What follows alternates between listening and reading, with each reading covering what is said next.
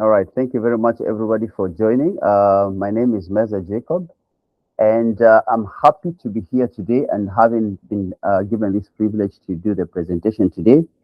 We do these sessions as a group of psychologists in the Mombasa Memorial Cathedral, and we do this every 2 Wednesdays. So when we do it this Wednesday, we'll jump this coming Wednesday. Next Wednesday, we'll do, and we do that on topics. And as like Mongombe said, this particular week we chose to do something about men. June being the month that we focus on men. So our topic today is, of course, mental health, men's mental health, and we are looking at fear of the unknown. There's just a lot that the man is fearing.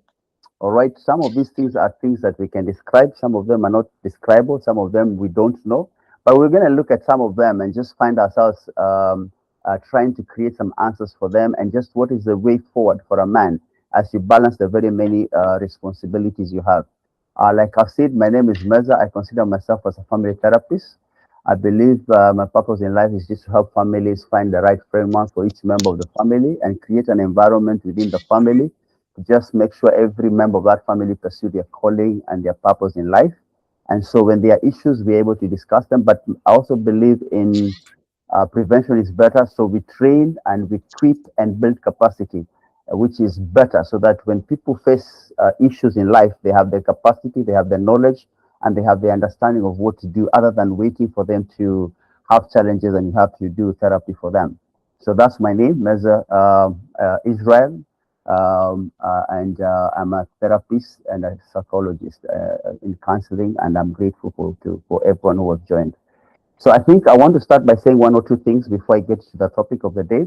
The first thing I want to say is that life is can be considered as a journey or a marathon race. I like to start with this all the time, because unless you understand that you're journeying in this life, and this journey, every one of us is running their own race, we will not be able to pace ourselves carefully, and will not be able to run our race. When you understand that I have my own destination that is different from you, and therefore I will go through different situations and circumstances. And in this journey of life, there are ups and downs, because when you understand there are ups and downs, when you're going through a down, then you know tomorrow there will be an up, and then there will be some cases and situations where you'll have a comfortable way of running your race. There are times you'll go through challenges, and so when you understand that, then it's easier for you to cope, because therapy and what we are doing here is just to make sure we understand life has challenges, and we must create situations and circumstances and a system where you can actually cope when situations come, because stresses and things and issues of life will always be there.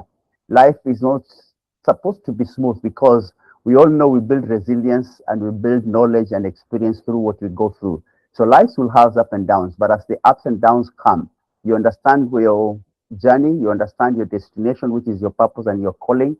You know where you're going, and when you know and understand where you're going, then it's easy for you to cope. It's easy for you to adjust. It's easy for you to continue running your life journey. So it's an ongoing journey. We are always learning, we are always growing, and we are constantly evolving and changing based on the situations and circumstances. So we all must learn to enjoy our journey, and of course know that it is your own journey. We cannot get to compare ourselves to others. You cannot start feeling very sad because others seems to be doing better. They could be doing better today, and tomorrow you could do better than them. So I think understand that you're on your own race, you're on your own journey, and in your own timing, things will work out. And in your own timing, you'll have ups and downs. As you go ups and downs of life, then you know how to cope. So that's key for me to for you to understand as we get to the topic of the day. And right on, before I go to the fact that we have all these unknown fears, let's just go to very briefly what is mental health. Of course, mental health is a state of well-being in which individuals realize their own abilities and limits. And the whole idea is to just cope, like I said, with the stresses of life, because you'll have situations. So you build the capacity to cope. Mental health is the ability to adapt to the challenges and the situations so that you effectively manage your thoughts, you manage your emotions, because if you don't manage your thoughts, you will think things that you shouldn't think. So you have to manage those things. And when you don't manage your thoughts, you're probably going to have reactions. So you have to manage your emotions in order to continue pursuing your what goals in life. So you keep focused, you keep pursuing your goals. It doesn't matter what the circumstances. When you do that, then you're managing your mental health well. And of course, then you behave in line with your values. because again, the way we build life and the way we work at life is through our belief system, our value system, and we're able to do what we are here to do. So it's something you practice, not something like you acquire. You live along. So you build capacity and ability to go. Of course, whether it's cognitive, whether it's emotional, or whether it's behavioral, it's something that you adjust and you're able to move on. So the difference of being mental and if you're not mentally healthy, then you're mentally ill. Basically, a biological disorder of your brain that disrupts the way you think, the way you feel, and of course your moods and your emotions and your ability to relate with others. So when there is a problem in your mental health, then you're not able to do things the way they are supposed to be done or the way they should be done. And of course, your feelings are not the same. You probably be expressing anger, or you could be expressing sadness, and of course your moods and all the other things. And then of course you're not able to relate with people well because you're not mentally healthy. So I think that's basically for for that definition. And of course, we look at health holistically. Basically, your mental health is within other facets of life. You know, your physical health, your emotional health, your spiritual health, and your social health. So all those are very important for us to be able to balance them as you live life. Because again, they all affect each other. If you're physically ill, you're probably going to have challenges with your emotions and other things. So if you're mental health and health, then everything else is affected because we all know brain is what controls most of the things. And the doctor will tell you when you have a physical ailment, probably we can see and probably we can experience and probably we can feel it. And it's easier for us to go to the doctor and explain it. Sometimes mental health are things that catch up with us sometimes without knowing. And when you're walking out there and you have a mental challenges, we may not probably be able to see it. But again, it's one of the most important health for us to focus on. And that's why we choose to focus and highlight that we need to take care of our mental health. And of course, this June is a Men's Mental Health Awareness Month. And while we focus, I think last month, May was basically a mental health month for everybody. Then June, we make it men's mental health. And why there is now a lot of focus on men is because we've realized men are suffering more. Men are committing suicide more, just like Mangombe said. Men are carrying so much. And so we need to focus. And then, of course, there's a whole stigmatization. There's bad socialization. So men are not seeking help, but they are finding themselves with a lot of issues. So we focus and help men to just demystify this stigma and probably seek help and just understand how we can build ourselves. Because having a challenge in your mental health and having issues with your feelings and emotions, and you have to seek help, that was considered feminine. But really, we are also human beings. Men, just like women, are human beings, so they will have issues in their mental health. So this is us looking at how we must manage because really men's mental health has really been overlooked due to the societal stigma and expectation that discourage men from seeking help.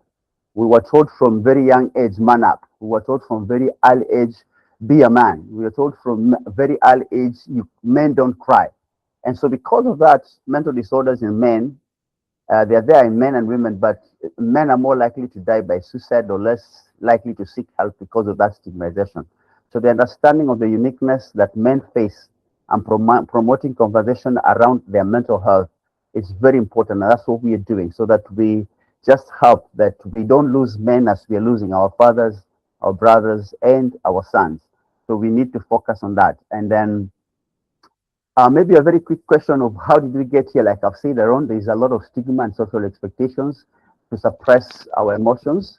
And of course, the suicide rates are very high. That's where we are now focusing on men.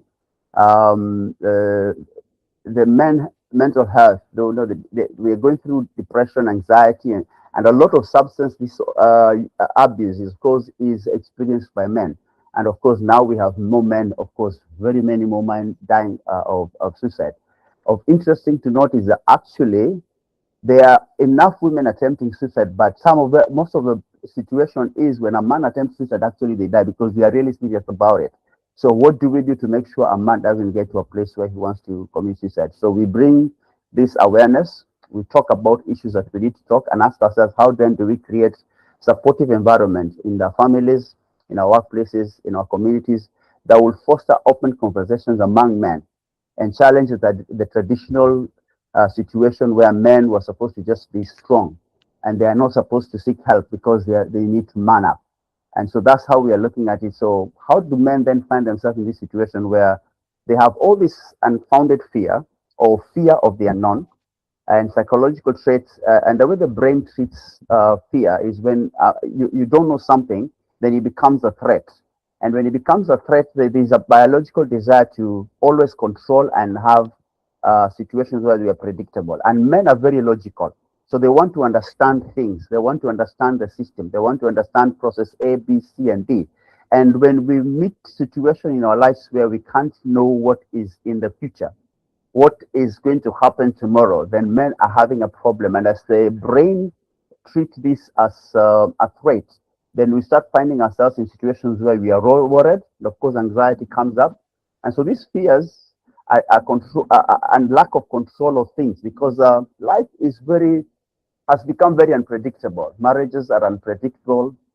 School is unpredictable. The work environment is unpredictable, because it would have been easier if you knew, if you go to school, after school, this is what is going to happen. If you get married, this is going to happen, then this is going to happen. But there's so much of the unknown. There's so much that we can't predict. There's so much that we are not sure of.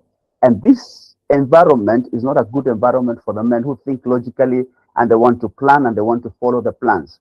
So this is just one of those situations where men, because of this situation, are finding themselves in a place where they're not comfortable because they want to know but they don't know. Men often fear the unknown in marriages, for example, in life, because there's a lot of expectation. There's biblical expectations. There's financial expectation. There's the fear of repeating issues. You know, you've gone through families that had issues, and because they had issues, your father had issues. You grew up in a marriage that was not. So you're already worried. What will happen to my marriage? So, and again, marriage, for example, because we need to focus on men in terms of the family. That's what we looked at and thought we should do, because that's where there are bigger problems. And like I said earlier, when a family is working out well, the family system is working out well, and the men in that family are doing what they're supposed to do, the environment created is also helping the boys grow to become the men that God has called them to become and follow their purpose and calling. It becomes easy for the society to find it easy. So we focus on marriage, we focus on family, so that we can understand what is it that as men we can do to make sure we don't have all these fears, to make sure we don't get to these situations where we have circumstances and situations where we can't handle life, such that we get to a place where we feel like we're no longer important or rather die. And we are not fighting things, and we end up in alcohol abuse and abuse of other drugs because we cannot handle what is coming. There's so much weight.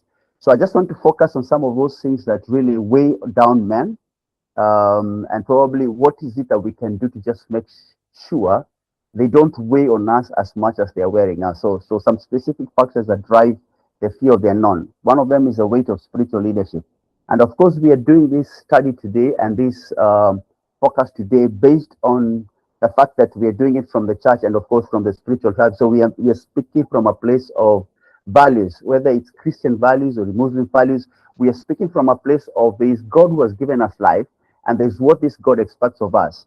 But again, as we look at it that way, we are these men who are supposed to lead our house, our families, to know God, to worship God, to believe in God. Now that responsibility has been put on man, and sometimes it can feel very heavy because you're almost supposed to behave like the most spiritual person in that family. And sometimes we feel like that capacity was not built among us. So the weight of spiritual leadership in your family, because that is expected of every man.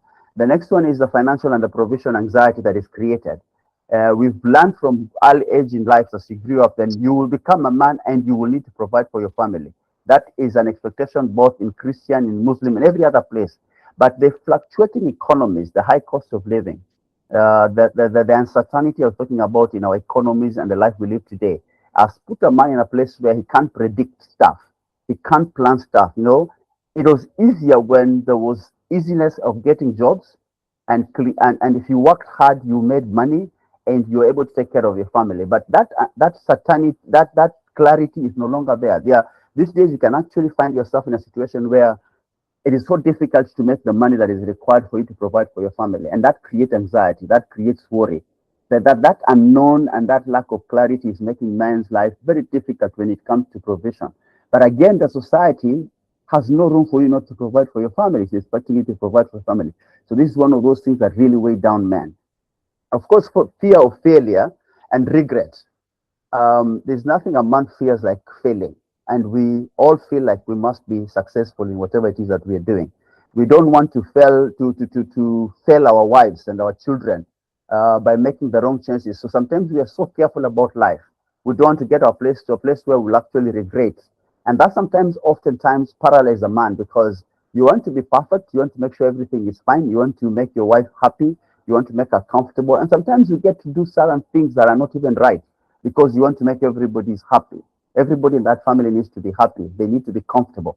And sometimes we stretch ourselves so much as we try and make everybody else happy at the expense of your happiness, at the expense of your comfort. So what we are telling a man today who is here, and we are telling the woman who is here, please understand that the men are trying to do the best they can. The way they are wired, they want to make everybody comfortable.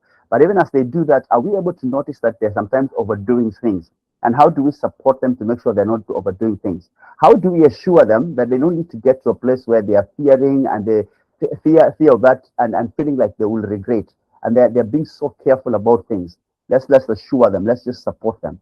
Of course, again, as a man moving from transition from being bachelor to marriage, sometimes is that a loss of autonomy that you're fearing, and the fact that you're a family man, there is a feeling that you no longer have a life of your own, basically because you have to take care of everybody else. So your freedom, your capacity to probably visit your friends, run around with your hobbies, sometimes feels like you're being unfair when you try and pursue some of these things that are just you and your life. And I keep telling men sometimes it is good to also stay in this space where you can actually enjoy a few things that make you comfortable. Sit around some place with your friends and be comfortable, because as you pursue satisfaction of your wife and your children and everybody around you, are you breaking yourself in the process? And I think we need to be very careful about this. This is one of the reasons why the young men these days are really afraid of getting married, because they fear losing that freedom. They fear losing the friendships they have. They fear the ability of, because they see other men, they have forgotten about themselves. They are doing everything else for everybody else. So as we do that, we are getting ourselves to carry heavy loads without time to even express yourself, without time to rest, without time to breathe, without time to sit down with your friends somewhere and just have a drink or something that will make you comfortable. So loss of autonomy is one of those that people are really struggling with. And so I'm going to run through a few other fears, and then just what else do we do? Because we were talking about fear of the unknown. So I'm trying to bring some of the fears that are related to what men are going through and what is possibly can be done to just help men cope and be able to help men live a better life. Here, I'm failing as a spiritual leader. I've talked about that, and I think I don't want to go through that again. And of course, the fear of providing enough as a man. The other fear is the fear of opening up. You feel like if you opened up, and this is the biggest when it comes to therapy and us as psychologists, the challenges we're having with men and why men are killing themselves and why men are getting to struggle is they do not feel like opening up. You man up. You keep your things to yourself.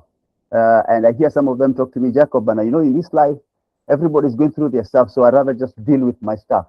That fear of opening up and feeling like if you opened up, you'll be looked at down upon, you will lose your respect. And sometimes we're struggling with things that need help. You can't admit probably you're struggling with anxiety or you're struggling with depression to your wife or to your friends or even to the members of your church so that they can pray for you and give you support. How will my wife feel if she saw me crying? What will happen if my children saw me scared or weak? And of course, what men are doing in the process is hiding it. And as you hide it and as you keep it within yourself, sometimes it is becoming a disease in itself, creating anxiety and creating other health issues. And of course, doctors here can tell us that it's as we keep things and as we bottle things, there is a created pressure, and that can really mess you up. So leading men to group that can that are secretly drowning them, things that are really drowning us. So we have to get to a place where we deframe vulnerability. Even Jesus wept. There's a lot of evidence that men go through times of weakness, and we need to be able to allow ourselves to break down when you need to break down. If you feel like you need to cry, it is okay. I think it is okay for everybody else to see when you're going through a challenging time. And I don't think it is so bad. And I know as an African man and an African man in the house, they're feeling like, no, no, no, Jacob, no, no, no, my wife cannot see me weak. My children cannot see me weak. You'll be shocked what happens when they see you weak and how they can pray for you. So stay with this and probably get this one person you can actually be vulnerable to. Maybe it's a counselor. Maybe it's a godly friend. And in some cases, maybe it's your wife. Maybe it's your partner. Sometimes I hear people say, actually, I felt closest to him when he finally told me he was struggling with this and that. And when they understand what you're struggling with, it is possible and easier for them to give you support. So encourage men who are here and encourage the women around the men to probably find a way of supporting the men around us, to create an environment where they can openly share their struggle. They can openly be vulnerable with us. Because sometimes, again, it is the environment that has been created by the wife and the children. You've made your man a hero. You've made him a man who cannot have challenges. You look at him that way. And you don't have conversations where they create that situation where we can actually speak about our challenges. All right. And the ability, this accountability that is equal to condemnation. Sometimes when you sit around your family, and they're going and you feel like you can express a challenge, but they're looking at you from a place of you're always strong, you should do better. I think that will become a problem. So there's also fear of repeating mistakes of our dads and uncles and everybody else in our family, generation issues. So you saw your grandfather messed up, your father messed up, your father was not there for you, and now you don't know how to be there for your children. And so it creates a lot of anxiety. Will I get this right? Some people even having fear to have children because they're not sure whether they will be there for them, because they look at their families and they look at where they're coming from and they have not seen that. As a child yourself, you were deprived love. You didn't relate with your fathers. You don't have a relationship with him. So now you don't know how to relate with your children. So that fear of repeating mistakes and probably those generational issues. So what we tell people in this case is, you can break the cycle. You can be the available father. You don't have to be like your father who came home every day at 9 o'clock or 10 o'clock. You can come early and have some time with your children. You can stop the bad things that were making you not feel loved. You can be this father who can apologize to your children. Your father taught you that the men don't apologize. Men are always strong. Men are heroes. They cannot be wrong. And when you're wrong, you pretend around it, and you don't want to apologize. One of the greatest challenges that families are having, and one of those things that men are actually fighting with, is the fact that you're wrong, and you're not able to apologize so that you can mend that relationship. So the relationship is a state of being bad for months and months because you just can't apologize. You've actually realized as a man, I'm wrong. But that ability for you to just go and apologize to your children or to your wife is, so we are asking men to please work on yourself so that you can actually be vulnerable. You can actually be human because you are human. The idea of pretending and working like you're not human is what is causing a lot of challenges in men. The capacity for you to apologize, the capacity for you to have honest conversation, the capacity for you to be vulnerable, it is something that you need to build. It's something you need to allow yourself to be, because if you get to that place where you are vulnerable, when you're real with your children, that's what they really are looking for. They will really appreciate that. But this superhero who is just providing and not having time with them is something that is really making both the families and this man distant. So even when you go to your home, you don't feel like it's a place you belong, because your business there is to provide, but everybody else seems to have their own life. The children and their mother seem to have their own life away from you. So you need to find a way of getting in there. You need to, and one of the ways of getting in there is to create that environment where you're vulnerable with them and you're not afraid of what can happen. You break the cycle, change the situation. You don't have to be what your grandfather was or your father was. You can be a different father.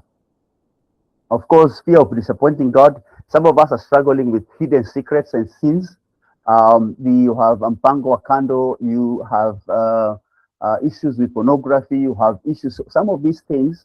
And of course, I'm speaking to Christians, I'm speaking to people who love God and who have a value system. Please, you need to correct, you need to make it right. Because as you struggle with some of these things, they weigh on you. Because even when you meet your family, you meet your friends, there's something wrong with you, and you probably haven't repented or you haven't sorted it out. It's eating you in the inside. And as it eats you in the inside, and the contamination you're feeling, because there's a value system you've grown up with, there's a value system that runs your life. This value system says certain things are wrong. And because you're doing them and you know they're wrong, your wife knows it's wrong, your children know it's wrong, and they can see it, and probably they even say it about it. And everybody around you is talking about, please stop doing this, change your ways.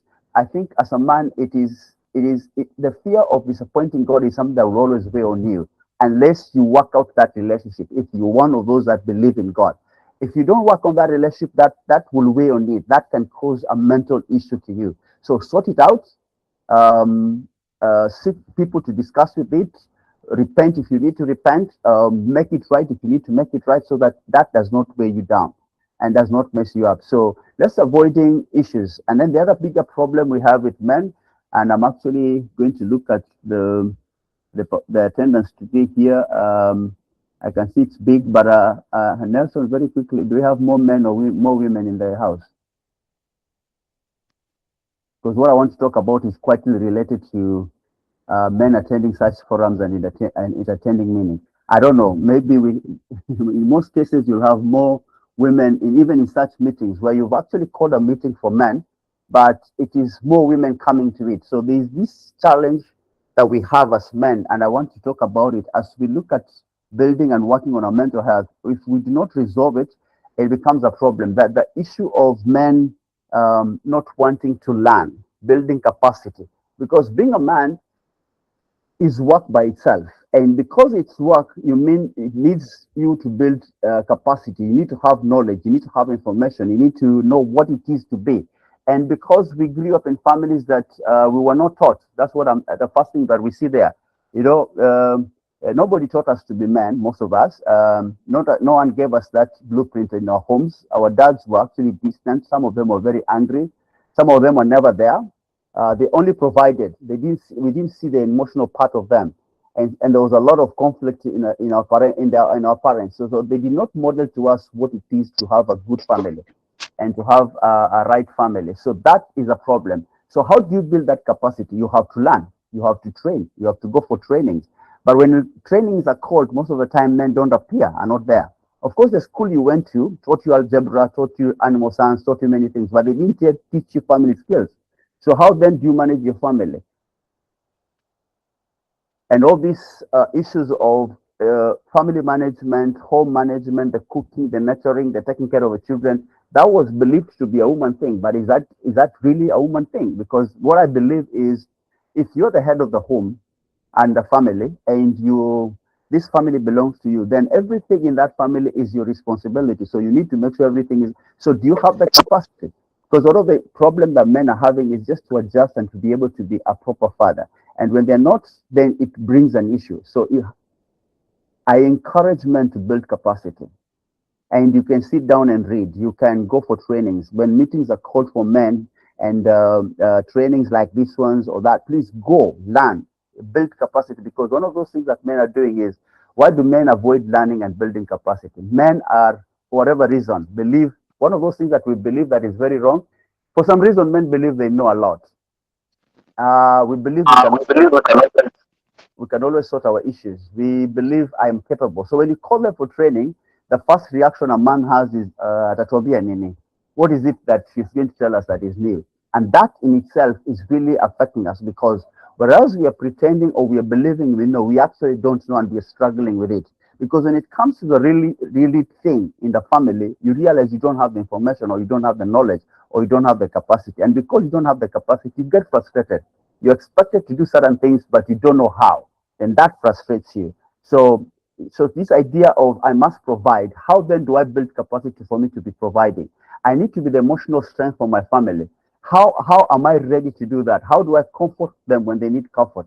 How do I build the confidence in my sons and my daughters? How do I help them when I'm going through burnout, or my children are going through burnout, or my wife is going through? How do I work a system in the family that creates a capacity for everybody to feel home is home, where they can come back and rebuild after a hard day? Because even you, when you come home, probably the environment is not good. And this is something that you need to build. So build capacity, get knowledge that will help you to create that. Because again, if the family is yours, you're the leader, then whether it becomes successful or not successful, again, that is really on you.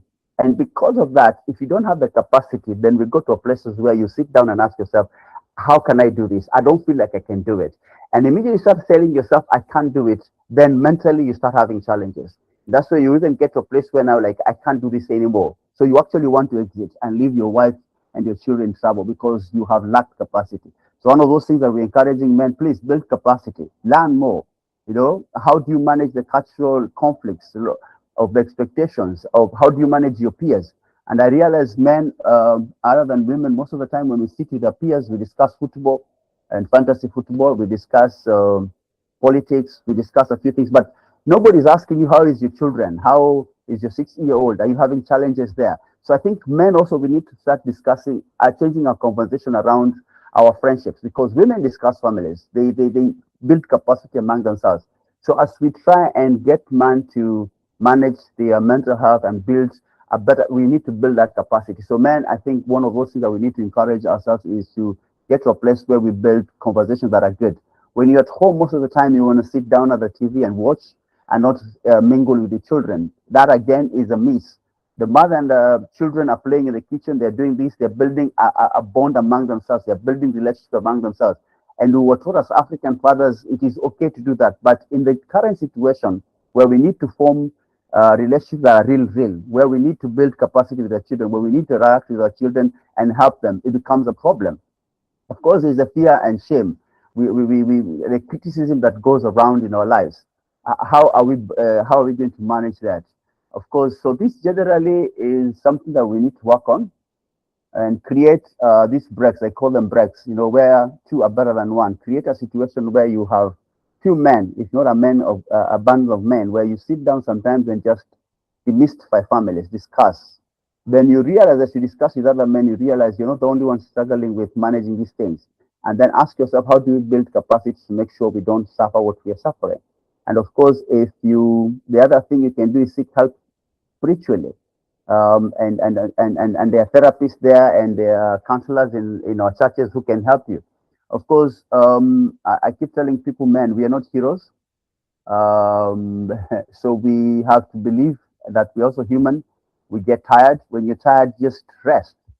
When you need time out, please ask for time out. Before your husband, you are a son, you are a man, and therefore you need to also take care of yourself. So I have a few things I want to speak as ways out for this. One of those things that we must do is mastering the act of communication. Because one of the biggest challenge that men have is communicating and communicating clearly. We must get to a place where your wife and your children understand what is happening in your life, what you're going through, what is happening, how you're working things out. So have situation where we sit down and discuss things about your family and communicate very clearly. Some of us just bottle things up. Nobody knows in your family what you're thinking, what you're going through, and how they can help. So one of those things is mastering the act of communication. I'm going to say a little bit more in the next slide about that communication, but let me go to family meetings. One of those things that I've really encouraged and I think men must do is have family meetings, because when you have family meetings, you're able to hear what your wife is going through, you're able to hear what your children are going through, they're able to hear what you're going through, and you're able to harness these together so that the family, which is your corner. They say when a man is going out there, he's boxing. When he comes back home, it is his corner. The corner you go where you're a coach and people are going to help you to just cool down and encourage you and give you some advice. That's your family. But you can imagine when you come back to your corner, your wife is also giving you punches and your children are giving you punches. Then this man will be messed up. So create this family place, make it very comfortable, a place where you come back and retreat and build up. Of course, the other thing that we're encouraging men to do as a way out is have group therapy and, of course, group meetups. I encourage men, every man should have at least 4 or 5 men that you can sit down, have some yama, discuss a few things, discuss your families, not just football and politics, guys. Discuss families, discuss things that you're going through as a man. So these are men and that will be vulnerable to you and you'll be vulnerable to them. This is a very important thing. And as therapists, we are creating men group therapy. So these are things you can join. They're there, they are available. If you go in touch with some of us, we can help you join some of them. These are places that are safe for you to share, for you to hear other men, more experienced, just what they're going through. This will help you because you don't have to, because African men have a problem with going to therapy one-on-one. But when you come to group therapies, you may not even have to say your problem. But as other men are sharing, you also benefit. And as they're sharing, you realize you're not alone in this. So how do you work things out? And you're able to ask questions and they'll be able to be answered in a place that is very comfortable. I keep telling men, again, those who have not joined church groups and social groups, they are very important. We are all social beings. Now, I hear men saying women are social beings and us, we are not, but we are all social beings. The more you interact with the people, the more you hear what is happening, the more you are able to talk, occasionally laugh and enjoy life. It is good for you. So if not join these groups, they help. Please join them. And of course, attend meetings, men's meeting when they are called, therapy sessions, trainings, conferences, as you build capacity to manage life in the context that it is today. Because what our grandfathers dealt with in terms of family life and life generally, and what our fathers dealt with is not what we are dealing with today. It is more complex. We have economies that are crumbling. We have situations where monies are not flowing the way they used to. So how do you manage? How do you harness this? And of course, have your alone time and time to reflect. As a man, you need to always reflect and be able to sit down and relook at your life, reorganize, plan, have your own small strategic plan that you're following through, evaluate it, see how you can work around it. It really helps you to just have this capacity not to have the fear of the unknown, because you have sat down and looked at your life in the future, replanned, organized, remembered your journey in life, where you're going, what do you do differently. And of course, I keep telling people you must have a mentor. And the African culture has taught us, in the African culture, people used to have mentors. They used to have father figures who used to train them. But we moved to westernization and did not carry that culture. And then we did also need, because in the Western culture, they have mentors, they have trainers, but we didn't pick that also. So now you find yourself in an alone space. You have no mentor, you have no father figure, you have no spiritual leader.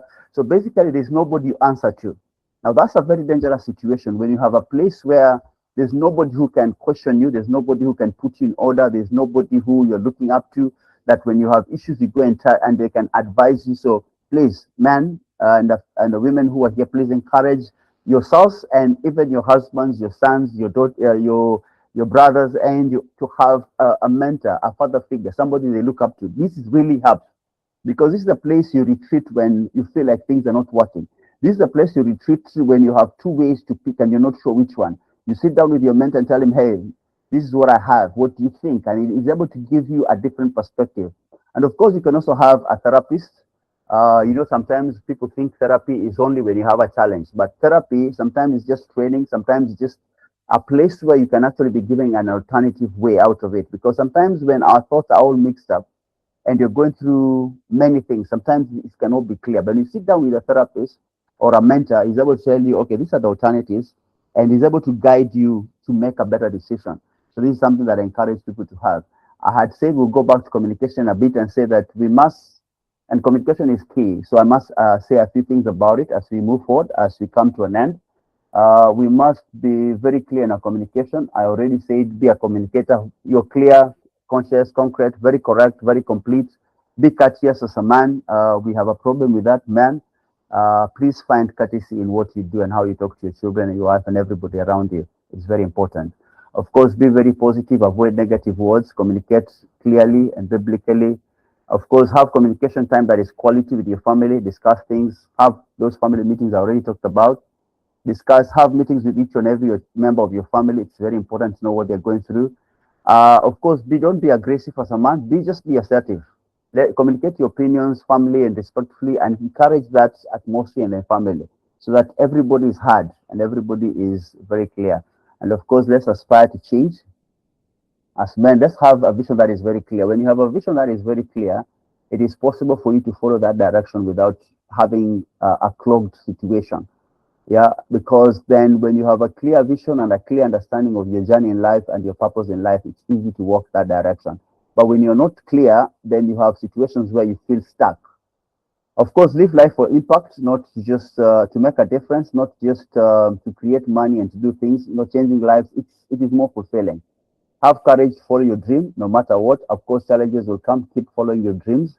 Of course, be very humble. Always remain humble. Humility is a great thing for leadership. Of course, be mindful of gratitude. Thank God for whatever it is that you're going through, even as you go through difficult times. When you get things, and be humble. Just look at life differently, because one of the greatest challenges that men have is pride.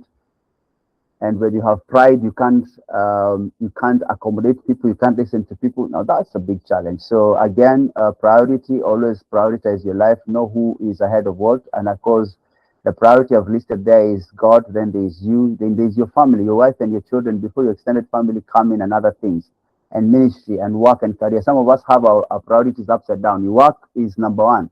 Your children are nowhere to be seen. God is nowhere to be seen. I think you need to prioritize your life, because for you to have fulfillment, you need to have the right priority. Because if you focus more on building and creating money, and you don't have a relationship with your children, they will grow up and you will not have a relationship with them. Then in the future, you'll be left alone, and then you create a problem there. So let's try and have the right priorities. And as I conclude, mental health is about you being what you're meant to be, realizing your abilities and contributing to the well-being of others in our communities. So you must focus on making sure your head and your thought process and your mental health is in the right place. And of course, dear men, remember, it's okay not to be okay. It is okay to talk. It's okay to open up. It's okay to discuss things. Let's not allow things to pile up and things to become very complicated. Let's seek to help. And like I said, you can build group therapy. You can build a band of friends where you share and discuss things over a cup of tea, so that it's easier to manage things. And of course, there are very many places you can seek help. Like I said, there are many therapists around here. Of course, Mombasa Memorial Cathedral, we have a group of psychologists and therapists, so you can seek to look for us. We can help you. And of course, I've listed other places there by the help of Mongombe. And of course, that's who I am, Mr. Jacob. We do therapy. My number is there. And thank you very much. Bye.